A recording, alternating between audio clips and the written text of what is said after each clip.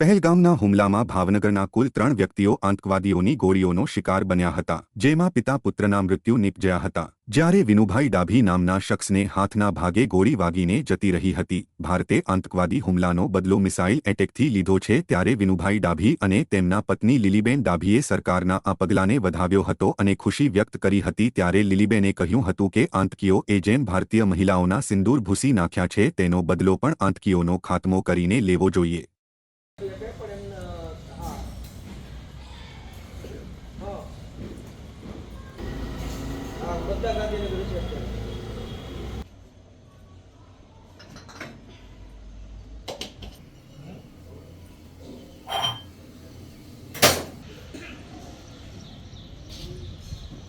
समाचार મળ્યા ત્યારે કેવું લાગ્યું તું બા?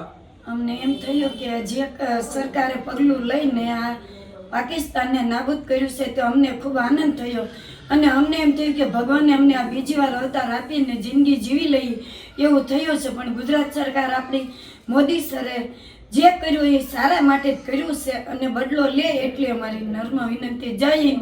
થયું કે રોવું આવી ગયું હતું ત્યારે તમને આવું જોયું? બહુ વખતે રોવું આવી ગયું હતું અને એમ થયું કે અચાનક કેમ આવું થયું કે અચાનક અમને તો ધ્રુજ વસૂટીને કોઈને ભાગો થઈ ગયું।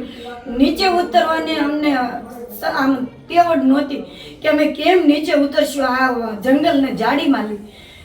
અચાનક આવું બનીને અમને આવું અમારા 2 વ્યક્તિને અમે ગુમાવીને મૂકીને આવ્યા છીએ।